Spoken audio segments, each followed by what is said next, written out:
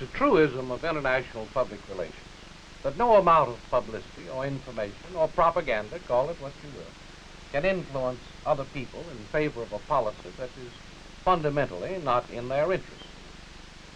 On the other hand, wise and effective public relations can aid enormously in explaining American policies and in preventing unfriendly governments from successfully distorting them.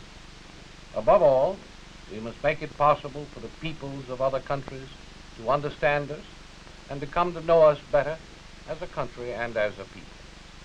Each element of the agency, each of our media services, constantly bears in mind this objective. Similarly, each of our USIS posts abroad constantly is trying to present, as factually as possible, a true-to-life picture of America and Americans. Just as each medium of communications has its own particular strength, so does each of its have its own area of application. Each is essential in a balanced agency effort. In the long run, perhaps the greatest impact of television will be in establishing a favorable image of America. To do this, of course, our projection of the American image must be seen on the television stations and on TV networks of other countries in conjunction with their own programming. This complicates the task of our field officers and often makes it extremely difficult. Therefore, the television image which we present must be straightforward and factual. But more than that, it must be above suspicion, and it must be pitched modestly in what we might call a soft sell. As I've said, the primary responsibility for getting the American image on television in other countries rests with our field staffs. But they, in turn, must have effective and continuing media support.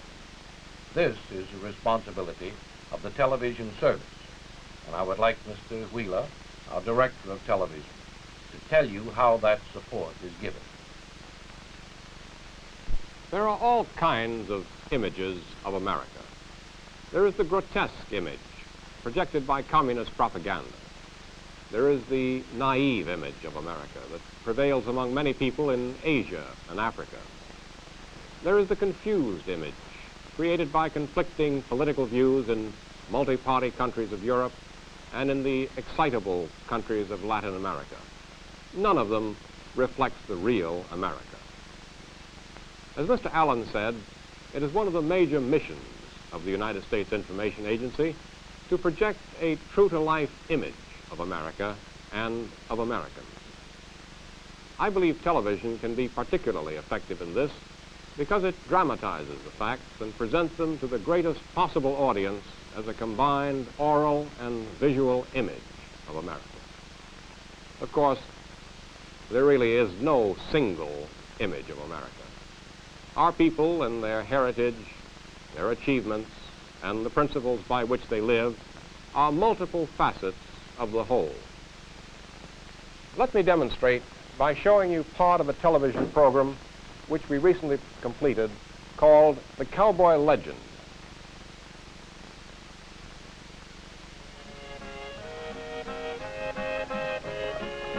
It is one of a series entitled American Profile, and it undertakes to contrast the mythical cowboy of the television and movie westerns with a real-life ranch family in Montana.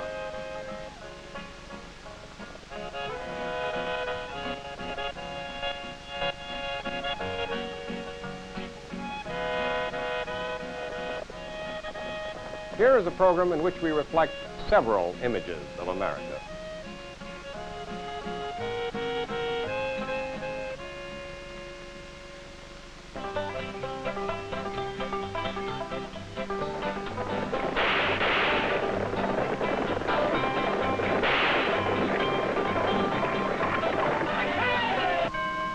There is the image of Mr. and Mrs. America, hard-working people who are part of an equally hard-working community. Phil Yeckel was born and raised in the state of Texas, but moved to Montana 6 years ago. It was a big decision for him and for his wife, Jane. But they know now it was a good one. As Jane Yeckel and her daughter Sherry have discovered, a ranch that is thriving means a kitchen that is busy from morning to night. And these are the busiest days, when the haying season is on and there are extra mouths to feed.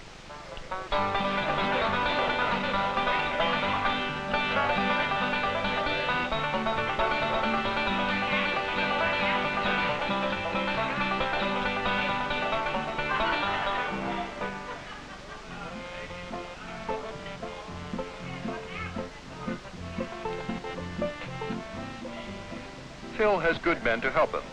His foreman, Bob Cunningham, keeps the work schedules running smoothly. Tex Carpenter, his #1 helper, is a jack of all trades. In fact, today, every cowboy must know a lot about his business. Yet ranch work is more than a business. To all of these men, being on a ranch is being home.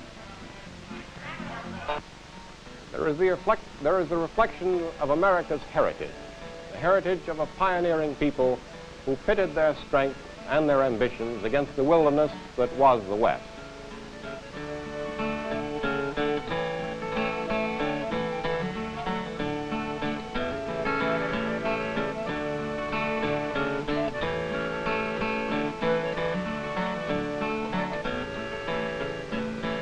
There are other jobs: caring for sick cattle, putting out salt licks, cleaning water tanks, a dozen others.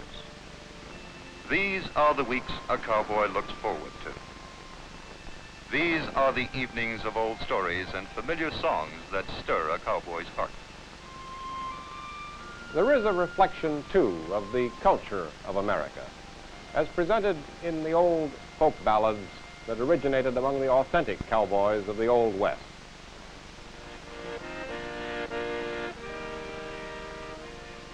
And finally, there is the reflection of American religious freedom in the worship of these people and their neighbors in the little white church of their community. On Sundays, there is a pause in the cowboy's everyday work. It is a day for rest and for worship in whatever way he chooses.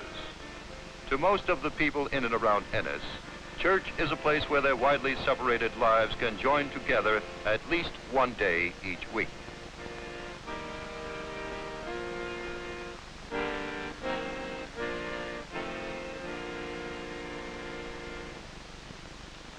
In another television program entitled Hawaii, we invited the television audiences of the world to meet the people of our newest, our 50th state. It is a program that reflects one of the most important images of America, the fact that the peoples of many lands, of many cultures, of many languages have come together to form a new society that is particularly and peculiarly their own. I think we can demonstrate this in microcosm with these views of the Honolulu City Council. Mr. Kawani. Aye. Mr. Doi. The story of Hawaii demonstrates to all the world that here in America we have tolerance and freedom and the ability to live and work together in multiracial harmony. No. Mr. Kageyama. Honolulu. And again, we see the reflection of religious freedom in America in the fact that Hawaiians may worship in any way they choose.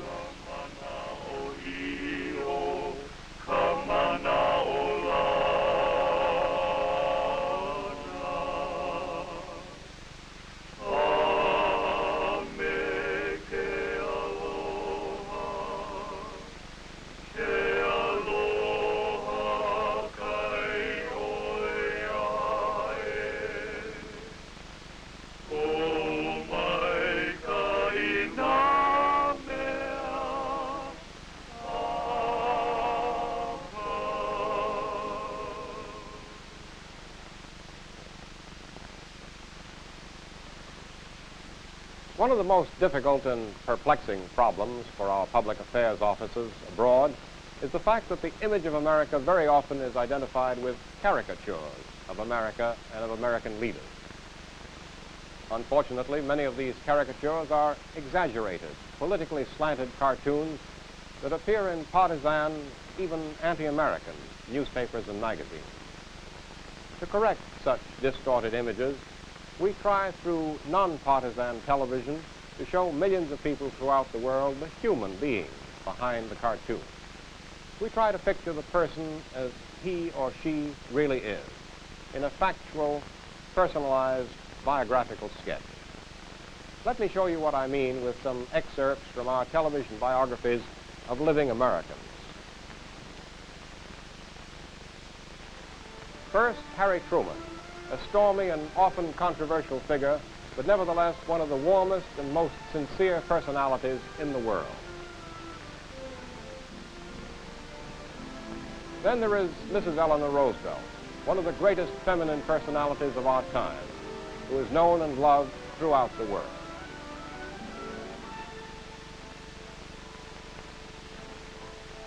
And again, Herbert Hoover, the only other living ex-president who literally has given a lifetime to public service for all the world. It is not only statesmen who established the image of America, it also is reflected in the cultural achievements of Americans, like the New York City Ballet under the brilliant choreographer Jerome Robbins. To television audiences throughout the world, we brought the story of Mr. Robbins and the ballet company, including a rehearsal of a number created by Mr. Robbins from the music of Export USA Opus Jazz. There isn't enough time to show you all of it, but here is a short and I think exciting sequence from our television program, Ballets USA.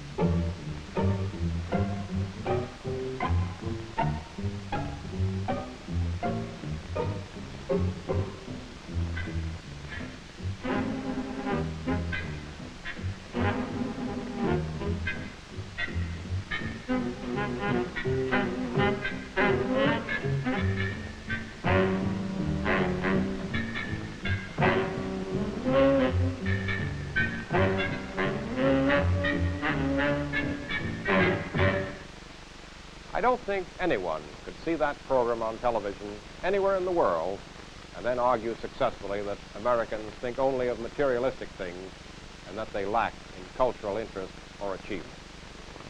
Of course, America is recognized throughout the world as being a highly mechanized society. At the same time, I suppose some people might argue that we're the worst for it, but in many ways, there it is. We also are given credit, though, for extraordinary technological progress. And in projecting the image of America, we simply cannot stop with men and his machines. Let me show you what I mean.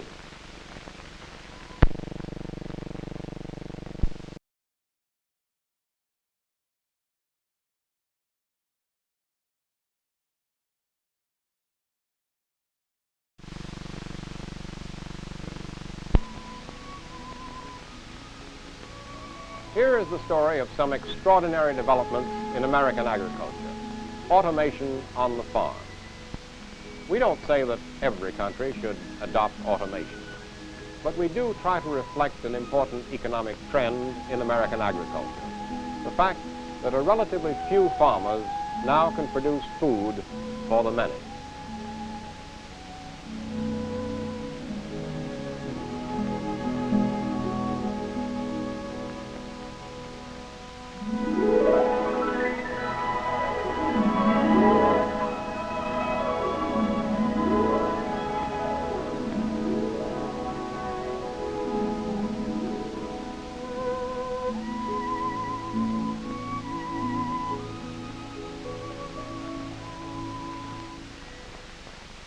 scientific progress like this would be impossible without an enormous amount of dull, slogging work in fundamental research. Often the discoveries made in our research laboratories have applications far beyond our own United States, like the work of the Scripps Institute of Oceanography at La Jolla, California, which we demonstrated in a program called Invisible World.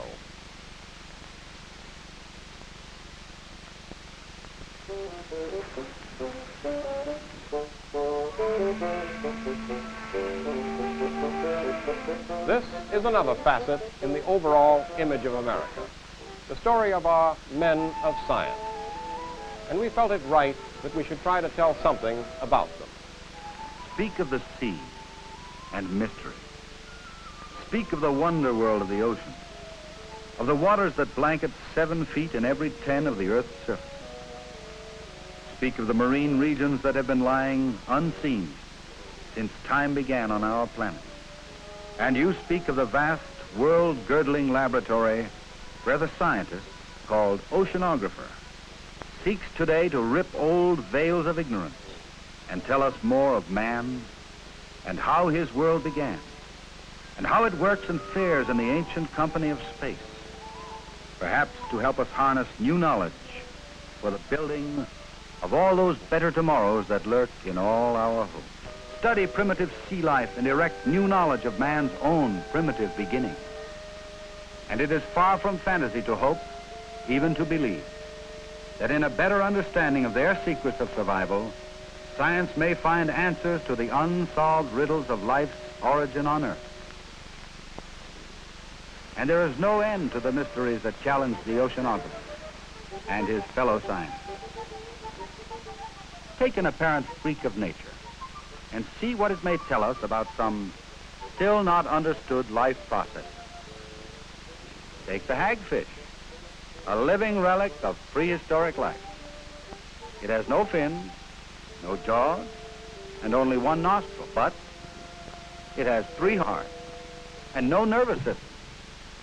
Something queer here that may lead to new breakthroughs in our knowledge of what makes the human organism tick. For in you and me, our heartbeats speed up or slow down under direction of controls in our nervous system. Not so with the hagfish. Its heart appears to have some built-in control of its rhythm. Neither adrenaline nor digitalis, stimulants to hearts like ours, affect its beat. But an extract brewed from the heart tissue of another hagfish does stimulate the heart, ups its beat, performs some vital pacemaker function. Will new knowledge of why and how this still unidentified substance works bring new insight into why and how our own complex, nerve-stimulated hearts perform or misperform as they do? It is possible.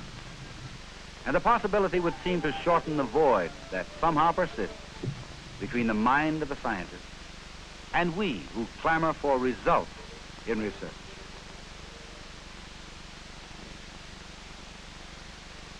There are still other aspects of the American image, like the freedoms of America, which we might illustrate with the electoral process by which Americans choose those who are to govern them. Or the youth of America. Here we reflect the hard-working, well-behaved, ambitious boys and girls of our younger generation. This is one of our regular youth featurettes. In this case, the story of children who devote their vacations to learning things about the sea.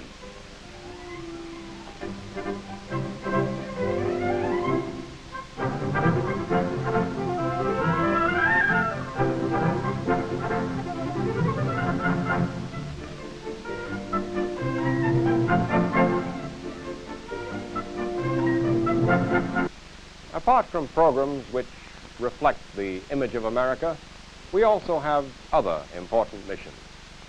One of these is to emphasize this country's interest in and support of personal exchanges with other countries. I think an outstanding example of this kind of support is the television program about exchange students at the University of Michigan. This one directed special attention at the study by foreign students of the peaceful applications of atomic energy.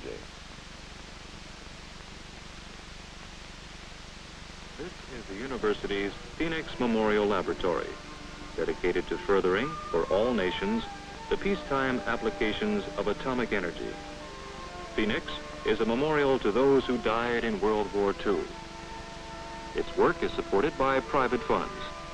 It is the largest non-governmental teaching and training program in the United States. In the Phoenix greenhouse, nuclear tests on crops and plant life are constantly being conducted. The experiments on the effects of radiation promise radical benefits in food preservation.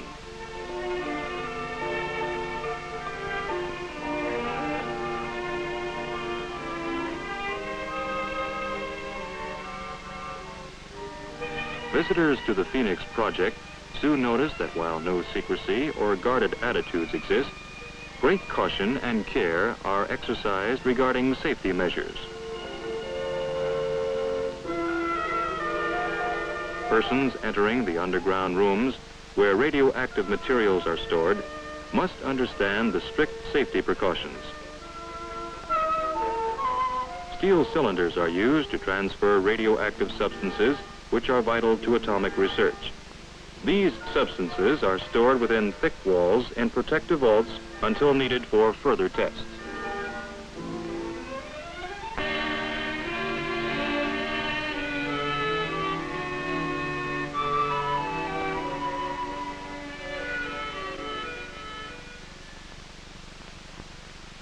I hope that this tour of Michigan's nuclear engineering program has been as interesting to you as it was for me since the moment I first saw it. From it, I have learned a great deal. Just as from American friends and professors, I have learned a great deal. That is, a great deal in addition to my education. I have come to a better understanding of this country and of its people. They are just as we are, seeking for more knowledge in all fields of endeavor and a better understanding among the people of the world. In that particular program, we focused on a Philippine student.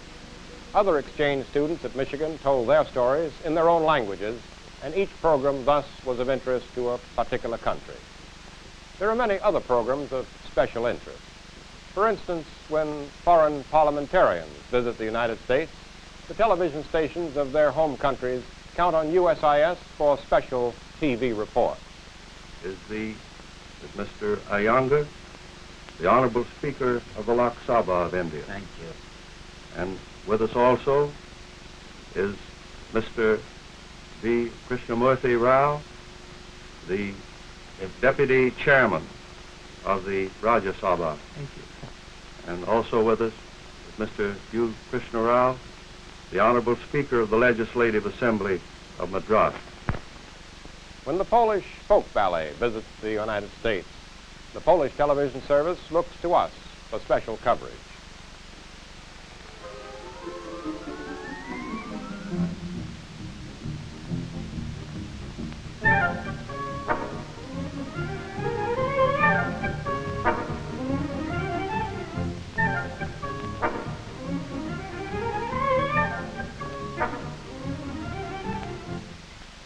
When the BBC produces a science spectacular on the exploration of space, it invites the help of the United States Information Service.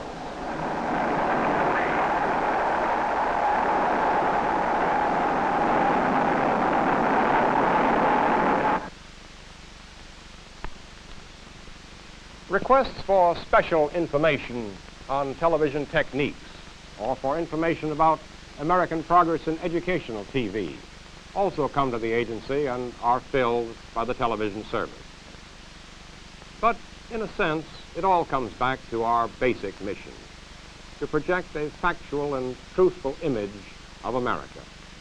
And through the medium of television, we believe this image can be made absorbing and fascinating to millions of people in some 50 countries throughout the world. Of one thing I am certain: the challenge and the potential of television deserve our greatest efforts and our greatest determination. As Mr. Allen pointed out, our product must be placed on the other fellow's television stations or TV networks before it can reach any audience at all. For that reason, our programs, whatever they may be, must be the best we possibly can produce, both visually and orally.